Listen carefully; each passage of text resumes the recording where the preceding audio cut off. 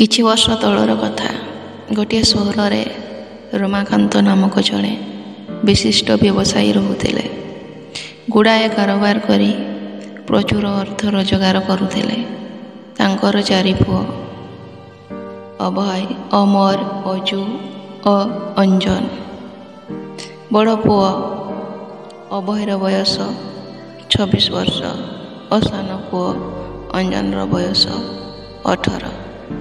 ସମସ୍ତେ ଉଚ୍ଚ ଶିକ୍ଷିତ ଓ ବୁଦ୍ଧିମାନ, ମାତ୍ର ସେମାନେ ଖେଳାବୁଲା କରି ସମୟ କଟାଉଥିଲେ। ଏଣୁ ବ୍ୟବସାୟୀ ଜଣକ 4 ପୁଅଙ୍କୁ କିଛି କିଛି ଦାୟିତ୍ୱ ଦେବାକୁ ଚାହିଁଲେ। ଏମିତି କଲେ ତାଙ୍କ ଉପରୁ କାମର ଚାପ ହ୍ରାସ ପାଇବ ବୋଲି ସେ ଭାବୁଥିଲେ। ସତ କହିବାକୁ ଗଲେ ସର୍ବୋତ୍ତମ ପୁତ୍ରକୁ ସମସ୍ତ କାରବାରର ପ୍ରମୁଖ ଦାୟିତ୍ୱ ଦେବେ ବୋଲି ମନେ ମନେ ସେ ବିଚାର କରୁଥିଲେ। ମାତ୍ର 4 ଜଣଙ୍କ ମଧ୍ୟରୁ କିଏ ଶ୍ରେଷ୍ଠ ବାଛିବାର ଉପାୟ ସେ ଖୋଜି ପାଉନଥିଲେ। ରମାକାନ୍ତଙ୍କ ଜଣେ ବାଲ୍ୟବନ୍ଧୁ ରଘୁ ମଝିରେ ମଝିରେ ତାଙ୍କ ଘରକୁ ଆସନ୍ତି। ତାଙ୍କ ସହ କିଛି ଖୁସି ଗପ କରି ଯାଆନ୍ତି।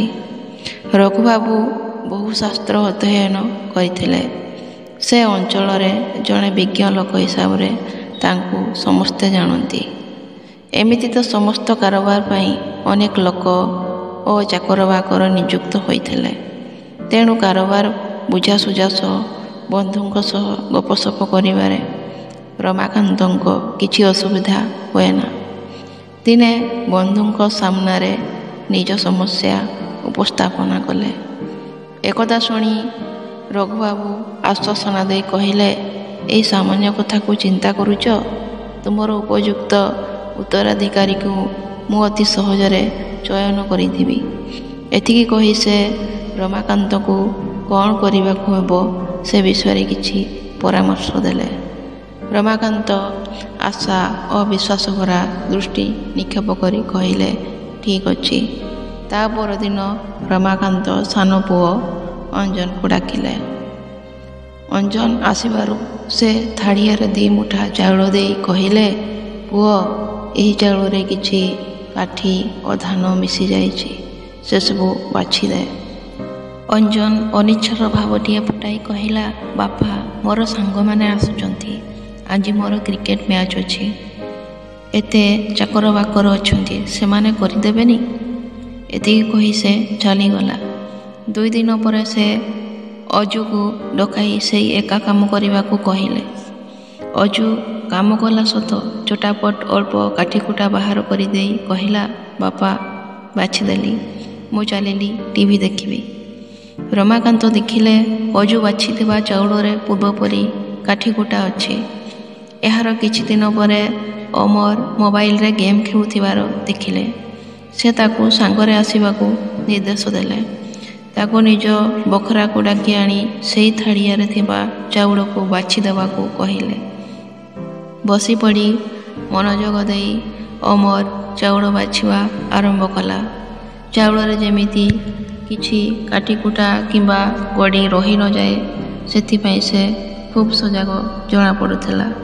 ତା କାମ ଦେଖି ରମାକାନ୍ତ ମନେ ମନେ ତାର ପ୍ରଶଂସା ଆରମ୍ଭ କରିଦେଇଥିଲେ। ମାତ୍ର ଅଧେ ଚାଉଳ ବାଛି ଅମର ଉଠିପଡ଼ି କହିଲା, ବାପା, ଆଜି ଏତିକି। ଆଲମାରି ତଳେ ଥାଳିଟା ସେମିତି ରଖିଦେଇଥାଅ, ବାକି ଅଧକ ମୁଁ କାଲି ବାଛିଦେବି। ଏତିକି କହି ସେ ପକେଟରୁ ଫୋନ୍ ବାହାର କରି ଗେମ୍ ଖେଳିବାକୁ ଲାଗିଲା। ଅବଶ୍ୟ ତା ଜବାବ ମୁତାବକ ପରଦିନ ଆସି ସେ ବାକି ଚାଉଳ ବାଛି ଦେଇ ଯାଇଥିଲା। ଶେଷରେ ରମାକାନ୍ତ ଅଭୟକୁ ସେହି ଥାଳିଆରେ କାଠିକୁଟା ଗଡ଼ି ମିଶା 2 ମୁଠା ଚାଉଳ ଦେଲେ ବାଛିବାକୁ। ଅତି ଆନନ୍ଦ ଓ ନିଷ୍ଠାର ସହ ଅଭୟ ଚାଉଳ ବାଛିବାକୁ ଆରମ୍ଭ କଲା। ଅନ୍ୟମନସ୍କ ନ ହୋଇ ଖୁବ୍ ସୁନ୍ଦର ଭାବରେ ଅଳ୍ପ ସମୟ ଭିତରେ କାମଟିକୁ ସାରିଦେଇ ସେ ତା ବାପାଙ୍କୁ ପଚାରିଲା, ବାପା, ଏତିକି ନା ଆଉ ଚାଉଳ ଅଛି ବାଛିବାକୁ? ରମାକାନ୍ତ ବାହାବା ସୂଚକ ମୁଣ୍ଡ ଟୁଙ୍ଗାରି ଟୁଙ୍ଗାରି ବେଶ୍ ପ୍ରସନ୍ନ କଣ୍ଠରେ କହିଲେ, ସେତିକି? ଅଭୟ, ତୁ ଏଥର ଯା। ତା ପରଦିନ ରମାକାନ୍ତ ବାବୁ ରଘୁବାବୁଙ୍କୁ ଫୋନ୍ କରି ଡକାଇ ସବୁ କଥା କହିଲେ। ସବୁ ଶୁଣି ରଘୁବାବୁ ସାମାନ୍ୟ ହସି କହିଲେ, ଶିକ୍ଷା ପାଇ ଜଣେ ଶିକ୍ଷିତ ହୋଇପାରେ, ମାତ୍ର ଜୀବନରେ ସଫଳତା ପାଇବାକୁ ହେଲେ ଶିକ୍ଷା ସହିତ ଦରକାର ଧୈର୍ଯ୍ୟ ଓ ଅଧ୍ୟବସାୟ, ଯାହା ଉଭୟ ପାଖରେ ଅଛି। କୌଣସି ଶଙ୍କା ନ କରି ଆପଣ ସମସ୍ତ ଦାୟିତ୍ୱ ଉଭୟ ଉପରେ ନ୍ୟସ୍ତ କରନ୍ତୁ। ରଘୁବାବୁଙ୍କ କଥାରେ ରମାକାନ୍ତ ସହମତ ହେଲେ।